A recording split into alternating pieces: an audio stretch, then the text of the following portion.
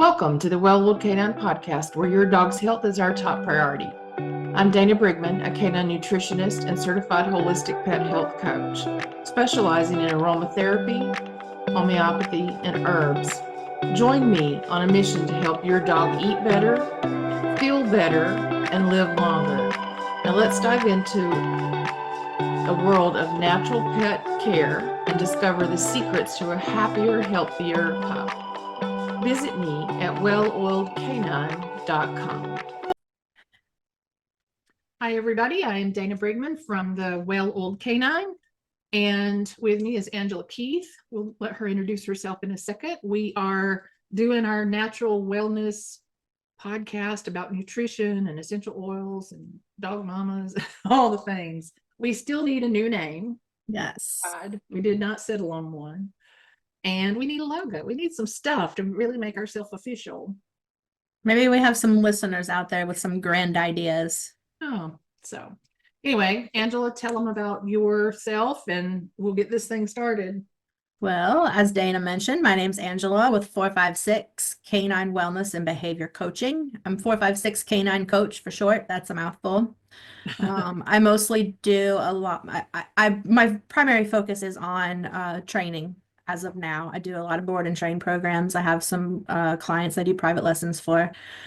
And I have taken all of the knowledge that I've learned from Dana over the years and applied everything to my clients. And now it's something that I'm just as passionate about as Dana is. So we're excited to have this collaboration to bring it all to you. Absolutely. And that was sort of the turning point for me too. When I was so deep into training and trying to figure out how to resolve behavioral issues, the answer kept coming back to nutrition, essential oils, things of that nature. And so that's how people ask me how I landed here, how did I get on this journey? And I'm like, I started as a trainer. Yeah. Obedience really cannot fix everything. Well, that was the thing. I couldn't resolve everything. And I kept going, there has to be an answer, right? It's rare to have the training case that you can't do something about. Now, granted, we've all had the really difficult cases where it's like dog's no longer with us, but that's rare. But, I was getting calls that my clients they would have new fears or new anxieties or some new behavioral issue would show up, or God forbid, some of them were dying at really young ages. And I was like, something has to be going on here. This is beyond training. And what is it? And so that's how I started down this path of learning. Essential oils was the first thing that I learned. And then that sent me down a path of nutrition and now obviously herbs and homeopathy and all the things. So, and every time I hear Dana say, you should try this, I go out and buy it all and I try it. Well, so I'm good at, like somebody asked me the other day for my vaccine protocol, what do we do in preparation and aftercare for vaccines? And a lot of that is essential oils, right? Mm-hmm. And she's like, I added it up and I can't afford all that. And I said, well, okay, you don't have to have everything day one. We can start with a couple of things. And then as you go and build your collection, these are things that I just have on hand now. They're just part of the medicine cabinet, if you will. And so whenever I'm in a cycle of any of these detoxes, I'm not buying a new product that's just on the shelf. Yep. And essential oils have no shelf life. Right. No expiration date, I mean. That's absolutely true. Some of the citrus oils might, and some of the blends that have like a coconut oil base in them might, like a vanilla.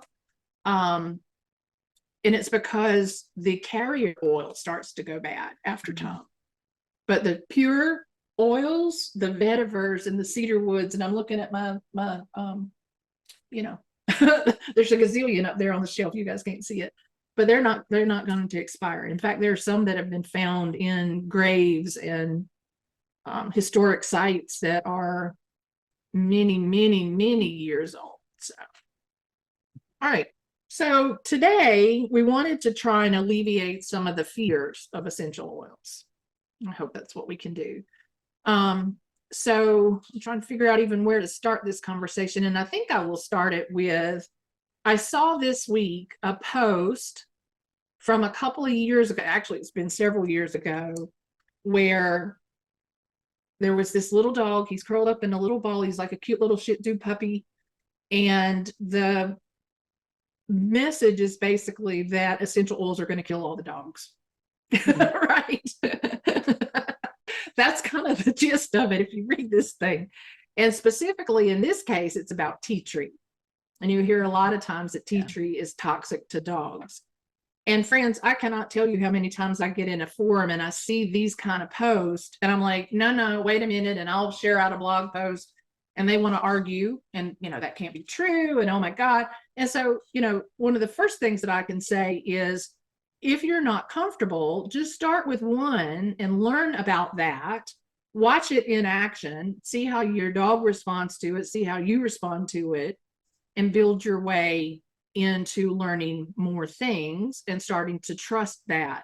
I think we are all at some point when we started, Angela, when you and I started making these shifts, we had to step back and question the whole, but my vet said, right? Because we've been led down these paths. And the way I grew up is anybody in a white coat knew more than I did, right? And you just did what you were told.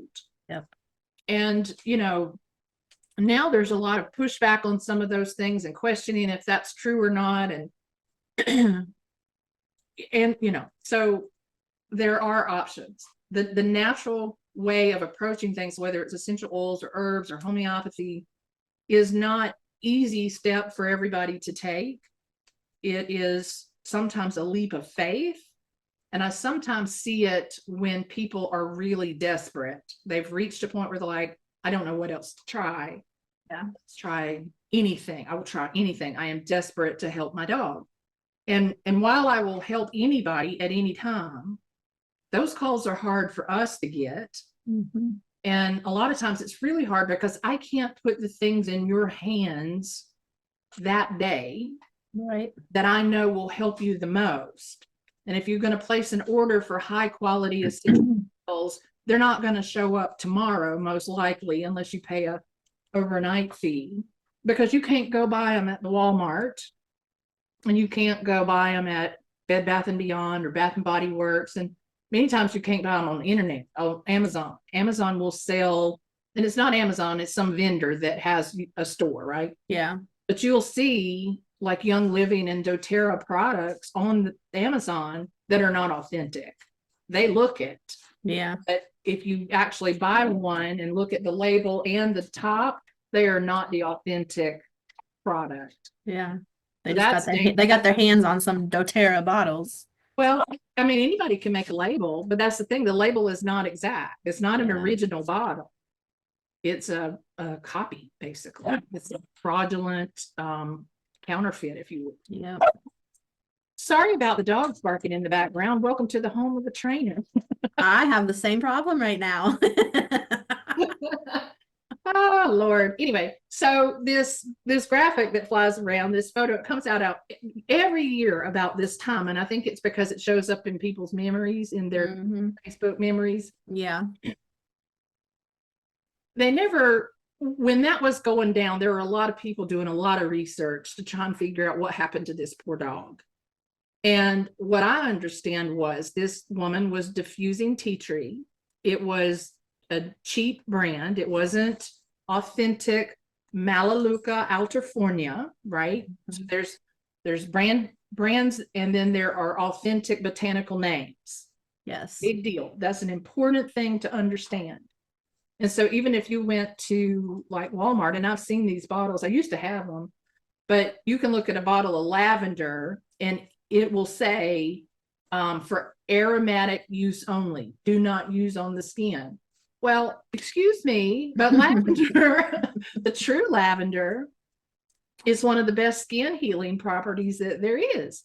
And so you got to ask yourself, well, what's wrong? What did they put in that bottle with the lavender, or was it ever lavender to begin with, that made it not suitable for skin? Because let me tell you, my friends, the things we breathe in, they're going inside. They're not just going to smell good for a little while and then not be part of your body, so to speak, right? So that's true of plugins and all of those things as well. But anyway, I've diverted again. This is what happens to my brain. It goes too much knowledge. This woman was diffusing tea tree persistently in a condo type environment that the dog never left. Right? So no Lots of windows were ever overexposure. open, no doors really opened, except maybe for her to quickly come and go. And there was a nanny there or something, but there was never any real fresh air from what I can understand. And it was in a building in which there was some heavy duty construction going on with chemical constituents. Oh, wow. Okay.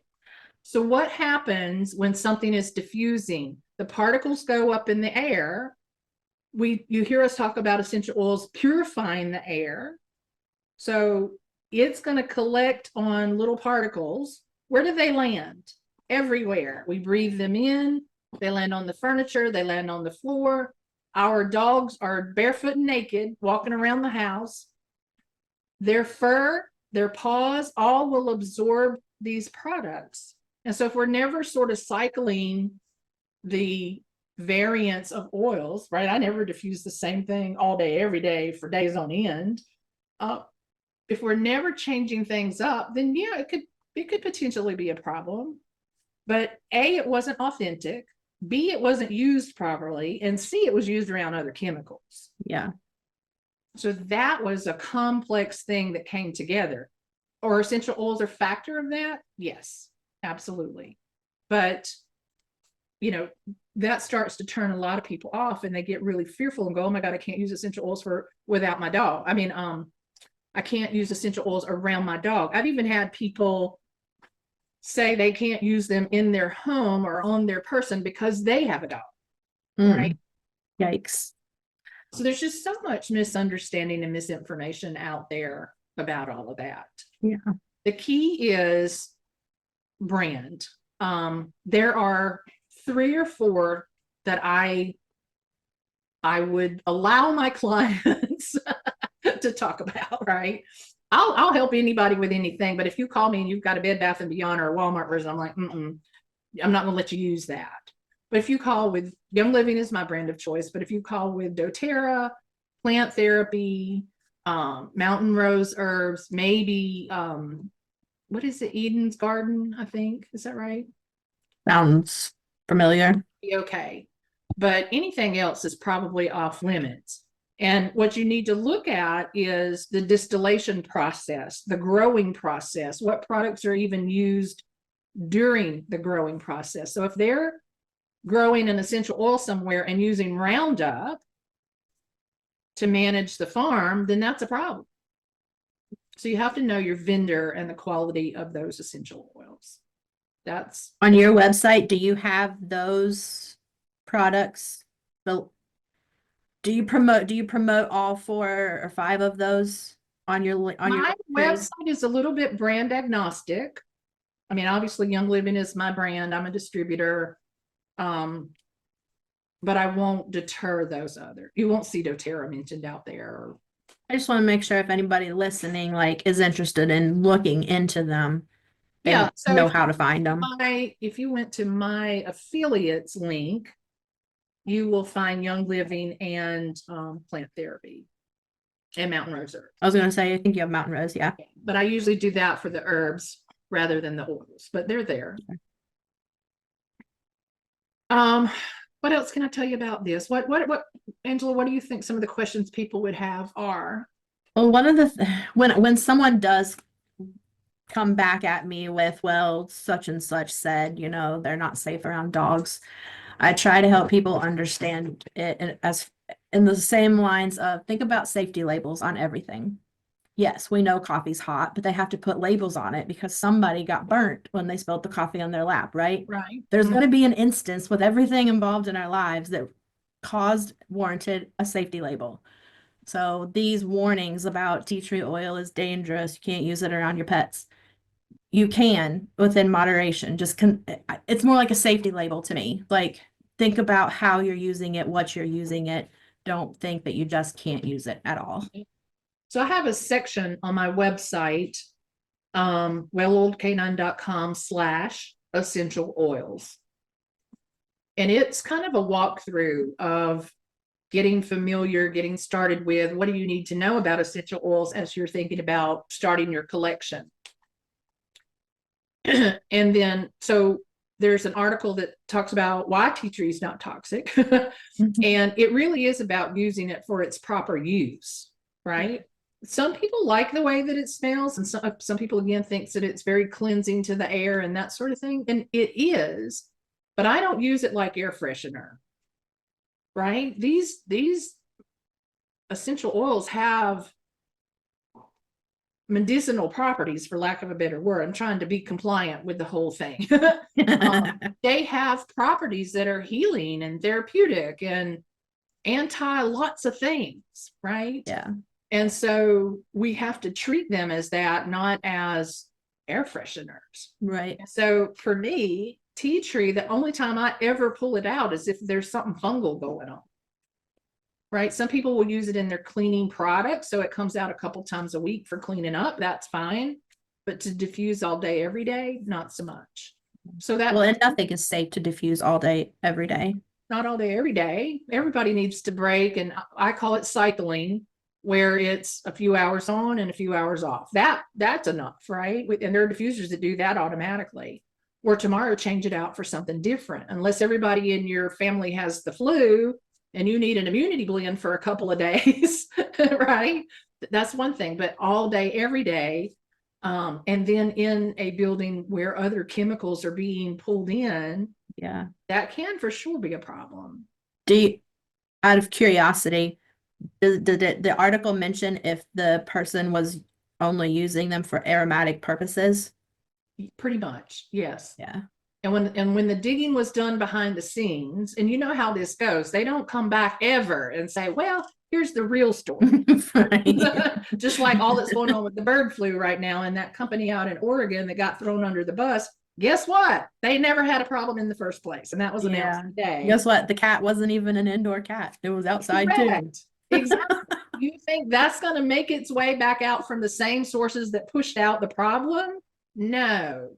And that's why people get fearful, is you have these big bodies of something going danger, danger, danger. And then you have people like me with no DVM behind my name. But even some of the veterinarians, the holistic veterinarians, they're pushing back going, wait a minute. It's very hard to overcome those fear alarms that are going off out there, right? Because everybody gets scared about protecting their dogs and families and whatever. So yes, the safety label is there because somebody probably misused the product. Everything you're doing for your pets, whether it's nutrition, oils, herbs, palliative, everything should be done within moderation. Think about what you're doing. Think about all of the other things that you're doing. Essential oils falls into that category. It's okay, this is a great product. I'm doing really good for my pet. Let's make sure I'm doing it properly. Right. Exactly. And if you don't know, call Dana. Yes, listen. I love to educate on the essential oils. It's sometimes challenging. A lot of times I'll bring it up to people and they're like, nah. And so it is hard to overcome those opinions and the things that we've learned. Like I said, challenging the way we've always done things is not an easy step to take sometimes.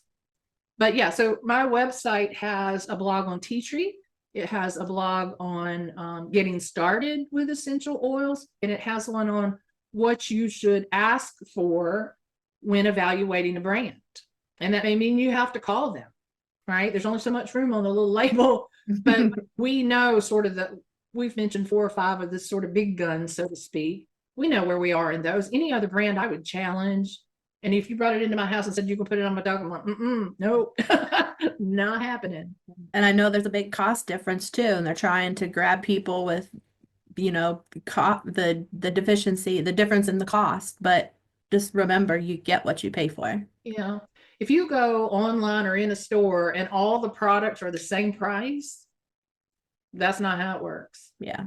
That's not really how it works, because producing crops of one plant is very different than producing other. Like rose is really difficult to grow to the quality. It's actually considered endangered these days in terms of essential oil. And it's really, really expensive. It really is, but everybody needs a bottle of it. That was one of the things I put on for Valentine's is Don't get the flowers, get rose. Yeah. Let that be your Valentine to yourself even. Yeah. It's about the same price and worth every drop. I don't know if you do this for your clients or not, but when I'm trying to get somebody on board with using essential oils, I'll buy those teeny tiny little sample bottles Mhm. and let them, because I think they hold like what, 10 drops maybe max. That's right. I try to give them samples to use. Like if you want to believe, take these home. Maybe it's a lemon, peppermint, lavender type of deal. Just take it home, try it, make sure that you believe in it, that you see results, and then spend the money to buy the big bottles. Because if you're going to invest in it, it is a big bottle. I think what the 15 milliliter bottle is 40 drops. No, the 15 ml bottle would be about 270. 5 ml is what I'm thinking of then. It's about Yes, 90. the 5 ml, yeah. Mhm. So it's a lot. It's gonna last you a long time. Oh, listen, I got bottles, and you may say, well, why do you have them if you haven't used them all? Right? Yeah. And it's not because it's because I don't use that one every day. Mm-hmm. I use a lot of them in my first aid, and so, we don't pull out a Band-Aid every day, right? I don't have an emergency every day, but I have used them all, every single one at some point, and will again, Yeah. and want to be able to have that ready to roll. And then I have a certain collection of essential oils that I would say are appropriate for everybody to have, like the top 10. If you top 10, if you wanted to start with that kind of collection, the starter kit's a great way to go. Mm-hmm. And I tell everybody, with that collection, I can get you started on every situation: emotional, immune, injury, pain. I can get you rolling, right? Yep. And then we can customize and dig a little deeper from there. But that's the hard part for me, is most of my consults now are online, so I can't hand you a sample. Yeah, That's part of why I want us to have a store, Angela. I know. I had to drive through the parking lot of a commercial real estate agent today because traffic was bad. I had to do a U-turn, and it made me think we're just going to call them and tell them what we want and let them do the work for us. Yes, I'm ready. I'm ready. Yeah, so I'm not sure we're eliminating fear very much. So one of the other things that I hear about fear is how to use them, how to put them on the dog. Right. So we can always diffuse, and we've kind of hit on that a little bit. To me, diffusion should be intermittent. We should cycle that frequency, and we should change and rotate the oils. You've heard me say rotate a gazillion times on the foods we feed, the proteins we choose, the whatever. So rotate those too. Can you apply it topically? Yes. When would you apply it topically? Well, when I have a skin related issue. So if I'm trying to resolve, let's see, if I'm trying to resolve something respiratory, I am more likely to diffuse than I am to apply it topically. Yeah. Right?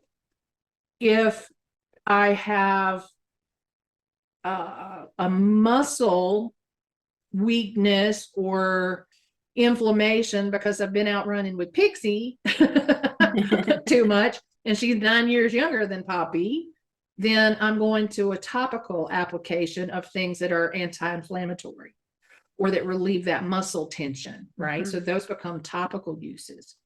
And people are like, well, what if the dog licks it? I don't care. I've walked into a million houses with a variety of different essential oils on, and the dog starts licking my hands. I'm like, he must need this. They know, right? They do. And when you're diffusing, that stuff's landing on something that they're licking at some point. 100%. And that's what I said in the beginning. Just because it's aromatic and fragrant does not mean there is not actual inhalation of those molecules into your body, or that you've absorbed them through the paws of the feet into the body, or that the fur laying on a blanket, laying on the couch, pulled in whatever was there through the fur. It acts as a wick. Yeah. So that then becomes ingestion, an internal use of essential oils. And I think that's where most people truly get freaked out. I'm going to come back to the topical in a minute. Remind me. Most people are like, and I'm like, if you're not comfortable with that yet, okay. But if you put it on your hand, dog licks it, don't panic. Don't freak out about that. But I choose an internal use when there's something digestive going on. Mhm. If I'm trying to use it internally for that muscle issue we were just talking about, it's got to make its way out of the digestive system and into that area versus a direct application. Yeah. So hopefully that helps people start to figure out which to use. But when we put something in internally, we want it to go in with a fat. This is the most important time to use a carrier oil. And by that, we mean something fatty. It can be hamburger meat with its fat, right? It can be in your dog's food with the right amount of fat that's going in that recipe. It can be a gel cap. You put a couple of essential oils in and smeared coconut oil and shoved it down their throat. It can be a couple of drops that you've made in a little mixture and you've rubbed into the gum line. That would be considered a direct application to the bloodstream, or sublingual when we put it under the tongue. Now, getting it under your dog's tongue is a tricky little thing to do. Good luck with that, and let me know how it works for you. Yeah. But sublingual is great. It is a direct application to the bloodstream. Doesn't have to bypass the digestive system, right? And so these are where people really start to get freaked out. But that's when having a group that Angela and I are like in on my community forum, where you say, what do I do here? And now you're ready to roll. You've got the product you need, and we're going to give you some techniques. And you start implementing that, and you're like, holy crap, that worked. That worked fast. Or Yeah. wow, you know. And then you're like, okay, what else? What comes next? And that's sort of how this thing builds and grows, and you wind up with 2 shelves of essential oils. Yeah. Background. It's because you can see my baby shelf I back have there. one exactly like it. I just have a second one sitting next to it. I have another one that size in my bedroom, and then I have one that's twice that size in my study. Oh, let's see if I can figure this out. Oh, a little bit boopy doopy doo. Are you gonna take away your fancy background? I am. If I can figure out how. There's one. Yep. I have that same one. And there's the other one. The tree. Mine's just black. Now, what you don't see is the box that has all the raindrop oils in it. And there's like 10 duplicates of every one of those oils because I use them a lot. You have this collection over here. There's a whole collection in my kitchen for the dogs. There's one in my bedroom, and then a whole thing here. We need to do a drawing. Oh, that's a good idea. We need some contests. I'll let you be creative and come up with those. I'll think of something. Yeah. So anyway, yeah. So the real way to overcome the fear is to use them. Mm-hmm.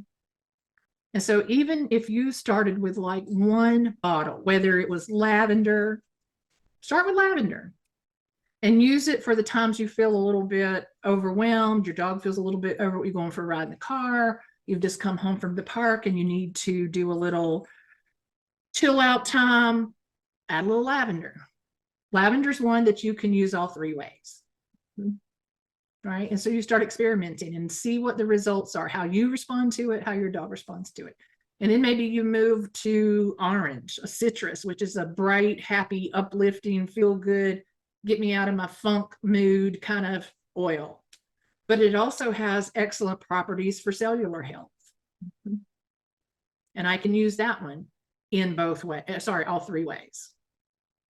Right. I could put the 2 together and make a new blend to have in my diffuser. Right. And so you just kind of keep going. What is the next thing that you want to resolve? That's where I tell people to start, is what's on your mind as a place to start. And it may be something emotional. It may be something health related, any of those. And from there, we can pick 1 or 2 and get things rolling. And you start to see results. And then you say, okay, I need to build a first aid kit. Everybody needs a first aid kit. Where would I start? Or look at, there's a blog out there that's like 25 oils for everyday use. Oh, that's good. Right? Look at that and go, okay, I'll start with these two. That resonates with me. Let me start with this one. Yep. You don't have to buy the whole calamity at one time. And the way I love to work is the way my mentor works. So you kind of get both. If you are purchasing your essential oils through me, and in this case through Angela, because you get us both that way, then I have this private client community forum, and my mentor is an actual naturopath, right? She works with horses mostly, but she solves a lot of people problems. She is excellent to have in your journey of wellness for all things people and animals. Yeah. And so that was one of the things that drew me. I actually left the group that I was in to be in her group because of who she is and what she knows, and the fact that it is so animal oriented. Mhm. We have an Iditarod breeder and racer in the group. We have a bunch of equestrian people, competition dog sports. Got lots of things. I still was really impressed. I always tell people about the conference we went to out in Las Vegas, and we learned how to do acupressure with essential oils and crystals and everything. And it's so simple, but I never thought about marrying the three things together, and it's such a powerful tool. So it's Right. not even just essential oils. Think about how you can implement it with other things too to create wellness. Right. And so if anybody has ever had a massage, you've had some kind of essential oil. If you've chewed a piece of chewing gum, right, you've had some essential oils. But massage is probably the closest thing that most people would connect with. And so that's how do we use them? And that's one of the things I love the most about the raindrop. Is it is some days it's just get the oils on you, just put the oils on and walk away. And then some days you have more time to do those therapeutic techniques that stimulate the meridian points and the acupressure points and all those kinds of things. And if you just like to research and read and you don't really have a specific thing you're addressing, the books, this is all ways you can use essential oils for your pets. And it's out of print, so you can probably find it on places like thrift books or Aid Books or some of those secondhand bookstores. But that book is fabulous. Yes. Not only will you see all of the oils, the singles and the blends, you will see the supplement lines as well. Mm-hmm. The shampoos, all of those things are listed in there item by item at the time of printing. So there may be some new ones that aren't in there, but whatever was available at that time of printing, they're in there with the description of its botanical name, its past, historical kind of uses for those oils.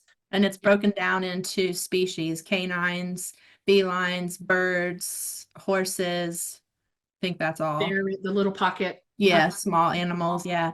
And then there's also sections that you can, index search by specific topic instead of you can look up an ailment. Searching by oil. Yeah, exactly. You can look up an ailment or a category and it'll cross-reference all the way around. And that's kind of how I'm trying to build my forum now, so that it's like if you're looking up one thing and you're like, oh, that applies to me, that you can figure out how to get to the other. Yeah. Yep. There's farm animals, right? There's a cat. So that's another thing people are fearful of. In a home with a dog and a cat, people are like, well, I can't use the essential oils because of my cat. Well, that's not true either. I can send you pictures and I can point you to places. One, you met her, Angela, is Susan in Chicago, and her last name's going to escape me. But she's a veterinarian, and her cat is literally wrapped around the diffuser in her clinic all the time. She's running something in the exam rooms all the time, and never has an issue with the cats. Never. It's about the quality of the product and how it's used. That's the key. Cats and dogs absorb things at different rates, and that's why you hear that you can use it for dogs, but not for cats. They do. The cats have a missing liver enzyme relative to the dogs. That is about how they process out waste. And, a lot of people are like, they can't process it. Well, that's not true. They can't process synthetics. Yeah. And so what these veterinarians that I follow have found is it's the pure product. The quality of the product matters. And as long as it's not synthetic, they can manage this, right? Because we're not talking a whole bottle a day. We're talking a few drops. And even if you, like, if you can see the size of my room, if I were to diffuse in this room this afternoon, it's not going to reach all the corners. The parts per billion, and that's listed on my website too somewhere. That amount of how much is dispersed into the air is extremely small. And if we have a dog or a cat in a space and they've got nowhere to go, back to the little dog in the photo that flies around every year, he was in a tight enclosed space that was never really getting new circulated fresh air, right? So they always say if you've got a cat or even a dog and you start diffusing something, they run from the room, they're like, I am out. Then that one's not for them. Yeah. And that's okay, right? We just need to let them have an escape route. I mean, I think you do a great job of selling the use of essential oils. I know you've got, and we've actually experienced a few things together, but like seeing the power of what happens when you use them. I always tell the story of that little white Birdie? and black pit bull. What was her name? Birdie. Birdie. Yep. I always tell the story of Birdie, and like that was my first aha, like seeing it for real in the flesh, like all of the changes that happened in her when we did that. You want to share them all? I can even maybe split the videos into two. I'll forget details if I tell it. Well, give it a try. She was, so a little bit of backstory about Birdie. She was a rescue dog. She was middle-aged when we rescued her. She had been used for breeding for several years. She had had many, many litters of puppies. And so when we came to her, her body was just tired and exhausted, and she wasn't socialized. She had horrible, no confidence, horrible social skills. She loved dogs and loved people. She just wasn't confident in doing any of that stuff. She was a mini me to my Gouda. She just, as long as there was a dog around, she would do whatever that dog did, but just couldn't do it on her own by herself. And I think you had just come to Myrtle Beach, or maybe you weren't. No, I remember I was at the permanently. little camper. Yeah. And because I can see you and me sitting on that floor. I even have photos of it. But yeah, we were sitting on the floor doing her raindrop. I had just got into the oils, so I wasn't even comfortable doing a raindrop by myself. I wanted Dana to do it. We did it together basically, so I could build the confidence up to do them on my own. So I took Birdie down, and yeah, like you'll be able to describe the next part better, but like the different meridians of the body relating to like reproduction and stuff, like we saw visible changes in her body when we did that raindrop It's on her. called oropilation, where the little hairs start to stand up, or you see like a redness, almost like a hive sometimes. And that's where a lot of people would panic. That's like, oh my God, what be done to my dog? Right. So fear again. Get through the thing. We also believe in the process. Trust the process. I'm not going to kill your dog. We also took photos of her eyes and remember seeing the eyes change. Yeah. This was when I was going through my certification. But each of those points that show up on the body, we're actually able to look up according to like those acupressure points and the meridians. And there are people way smarter than me who've created some books over thousands of years. And you can tie that back to emotions and organs and physical ailment or pain, or a variety of different things. And I remember sitting there, and I'm researching, doing my little part about the certification because I had to document all this stuff. And I don't remember exactly what I said to you, but it was basically when I started questioning, because I told you I didn't want to know anything about her. Yeah. And I started questioning the reproduction and the babies and the this and the that. And you're like, how do you even know that? Yeah. Right. My holistic man. Yep. Let's put voodoo magic on the I thought, no, that's gonna be a little much for some people. I mean, it was mind blowing, but it helped us to really be able to understand so much of what was happening with Birdie and why she was not succeeding in certain situations. Like she had actually been bounced around a couple foster homes because nobody really understood what was happening to her emotionally. Yeah. You know, eventually she found the perfect home and she became a foster mentor herself. They fostered dogs after they adopted her. So she became the role model dog after we addressed the emotions that she Oh, Gouda, that was not me. That was Gouda teaching stuck in there. Gouda is a wonderful role model. Poppy too. You said something that like I went today to meet somebody, and the story they believe told to them by the rescue group was that this little dog, little 12-pound miniature schnauzer, had its mouth taped shut and was thrown out of a car. And they're not sure whether she ever had puppies or not. And now she's, they've had this dog for several months that they adopted, but they don't feel like they're making any progress with her behavior. And she got a lot of anxiety. She does not settle down. She won't let them leave the house. There's just a lot of, so I go in and we're looking at essential oil blends, trauma release. I mean, you've been thrown out of the car, you've been abandoned. That's some pretty serious trauma, right? And the man said to me, I think, she seems uncomfortable in her back sometimes, even though she's really young. And I'm like, if I was thrown out of the car, I think I'd have some little issues back there too. Maybe she needs to see the chiropractor. And I love chiropractors that bring the essential oils together in their modalities.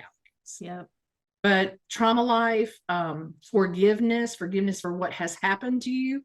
And sometimes even we as the parents, and this was one of the things I said to the female owner of this dog, I'm like, you are wearing her emotions. Mm-hmm. You feel sorry for what happened to her. Yep. But you need to let that go today. It's done. It's over. She hit the jackpot with you guys. And now we need to move forward. But if you keep looking at her and seeing a woe is me animal, you're going to keep her stuck there. Yep. So there's a blend that I love called Release. Just release it all. Let it go. Let somebody else take on. I love Release too. I probably have about 5 bottles of Release here. And then Forgiveness was the one I was bringing up there. It's pretty awesome. There's something left unsaid, left undone, an experience happened, whatever it is. And sometimes we need to forgive the past, not that we did it, but that it happened. Yeah. And those are kinds of things we have to think about. And essential oils are beautiful for that. So that's another thing that I could suggest. If anybody is struggling with, I don't know about all this internal use, or I don't care what my house smells like. Sometimes there's an emotional root. That's where a lot of people start, is with the emotional piece of it. Something in the behavior is why they called you and me in the first place. And then there's an opportunity to bring an oil in to help release aggression or anxiety or fear and trauma and all of those things. Yeah. Another one that I really love, and the reason I love it is it doesn't matter. This oil doesn't matter what the dog's past is. It doesn't matter whether you know it or not. I love using abundance, because what the intention that I'm setting with the abundance blend is, you have enough love, you have enough safety, you have enough nutrition, you have everything you need. Right. That's a good one. That's a real good one. That's almost always in my raindrop now. I like it. I have seen a lot of dogs lean towards the big tree oils, specifically cedarwood, when offered with anxiety dogs. Mm-hmm. Now, why did I say big tree? Nope. What do you think about when you think about a big cedarwood tree or a big balsam fir kind of Yeah, thing? like strength, courage. Yes, and grounding. Grounding. Yes, Very- roots, grounding. Right, exactly. I should know that. Deeply Good thing that wasn't a pop quiz.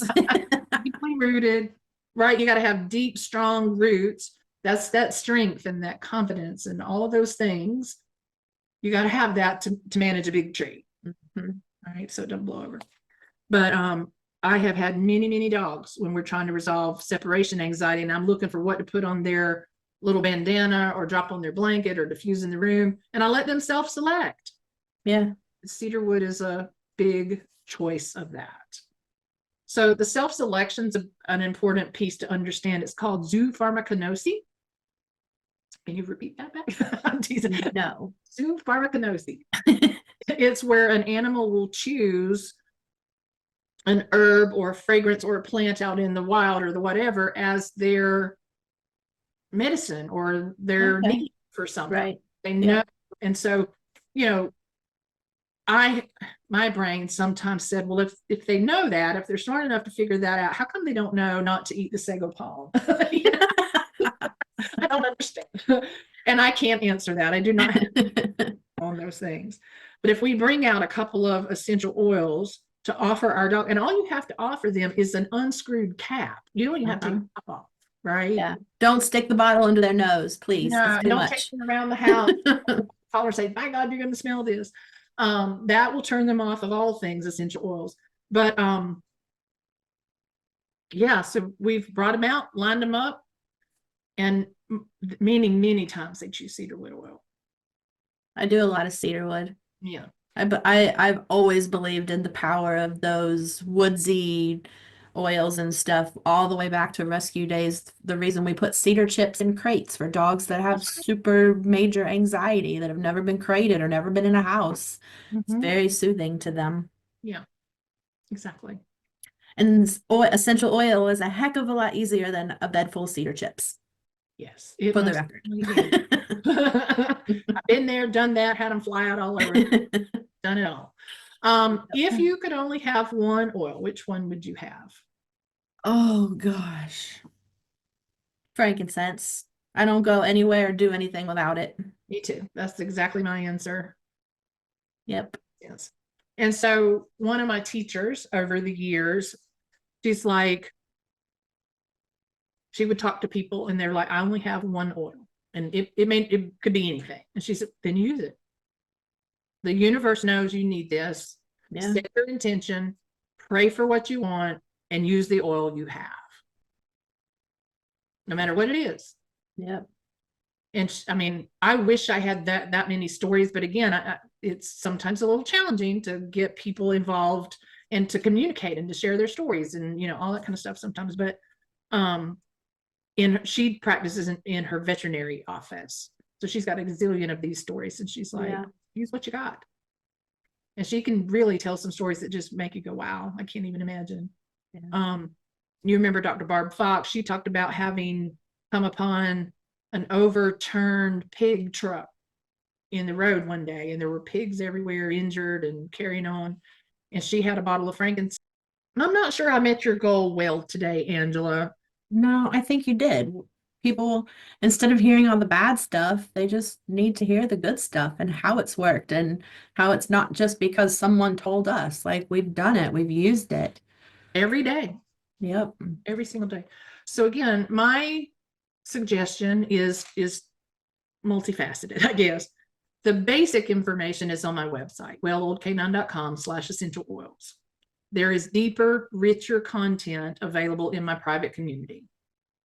And if you are purchasing your oils through Angela or myself, that community then becomes free to you, along with access to multiple other educational groups of people who have been doing this for 50 years, right along beside Gary and others. And like I said, Candace is a naturopath. There's lots of resources available. Some are animals, some are mamas, some are dads, some are ailment focused. There's a gazillion ways to go here. So get in there, one way or the other, get in there, and then figure out one first step. And it might be changing your cleaning products. It might be unplugging the air fresheners and using something a little more therapeutic for your emotions in your diffuser, right? It may be it's cold and flu season and you're like, I need to cleanse and purify the air of impurities. We got oil that does that too. There's an oil for that. There's an oil for that. You have that on a t-shirt, right? There's an oil for that. I got it in the back somewhere. Anyway, figure out that first step. And if you just get one small bottle of something, that's okay. The rest of the stuff starts to unlock. And then step by step, you can move your way forward into whatever collection you need and resources you need. And this month, we're getting ready to kick off the parasite cleanse. We did lymphatic last month. This month, we're going to do parasite. Next month, it's heavy metals. And then we're doing liver as we move into summer. And I use essential oils for all of those things. Every single one of them, I can resolve, create a protocol that is essential oil based. Every single one. If you have a dog with anxiety or some past that you're just not ever fully releasing, essential oils. You basically you can't do wrong. It might not fix what you thought it was going to fix, but you can't hurt them. So why not try it? Right. Yeah. So I'll clarify that. I think we can do too much in some cases. We can use poor quality and we can use too many. There are a couple of oils that we would say probably not. Like you're going to hear no wintergreen. That's not true. You hear no tea tree. That's not true. There's a lot. You don't even hear like no anise, right? That's not true either. It is in every day, right? I think what we're trying to say is there's no mistake. There really isn't. The universe, That's a better way, yes, to say. it's gonna be like, I think you needed this one, and so the fact that you used it doesn't mean it was wrong. Yeah. Or you might find out that it helped with something else other than what your original intention was. And you may not know. There may be something that shifted that you just don't really, and you're like, that's different. A month from now, you'll be like, wait a minute, what has changed? And we just won't know. But I will tell you this too. I'm seeing it in my training building that I had before I moved here. I was using a bottle of Fulfill Your Purpose. There was a dog that had lost her job. She had lost her career and she was not doing well in her retirement. And I pulled out a bottle of Fulfill Your Purpose. It was a little tiny one, those little 5 ml bottles. And I popped the top off of it. It was brand new. I popped the top off of it and went boop to drop a couple of drops on her back. The whole bottle poured all over. She was purple because it's got blue tansy in it. Right. So she was purple. And the mother's like, I'm like, it's fine. And so I'm taking paper towels because I don't want to waste all this essential oil. I'm like, I can at least put this in the diffuser. I'm sopping her up and all this kind of stuff. But she never had an issue with overreaction or over, too much, too fast, too whatever. Yeah, she never had a problem with that. And we did see her start to feel a whole lot better. Some will be like, I'm not sure it was the essential oil. And I'm like, I'm absolutely sure it was. And I'm absolutely sure it was intended to pour that whole bottle off. Would I have chosen to do? No. But in that moment, I wasn't in control. Right? And so I'm just got to add this too. And I may have to edit this thing. When we talk about putting essential oils on a dog, there are oils you will hear called hot. Cinnamon, clove. They are spicy. And so when you put them on your skin and or your dog's, it may tingle a little bit. It may feel like it's like, oh, that's warm. I feel the heat of that. Or peppermint will feel cool and your dog's not going to understand those sensations. And so those are especially the oils we want to use a carrier with to help distribute and slow down the absorption of that. But when you hear somebody say you have to use a carrier with every essential oil, that just is not true. It's safe. There's no problem to do that. It's just not necessary. Okay, we have rambled on for a long time. Anything you want to add? No, we should just do another podcast or we're going to go forever. Let's do. I'm going to stop the recorder. Thank you for joining us on the Well-Oiled Canine Podcast. I'm Dana Brigman, your canine nutritionist and certified holistic pet health coach. I hope you found today's episode valuable and inspiring for your journey towards better health for your dog. Don't forget to visit me at thewelloiledcanine.com and check out our members forum for lots of discussions, interactions, education,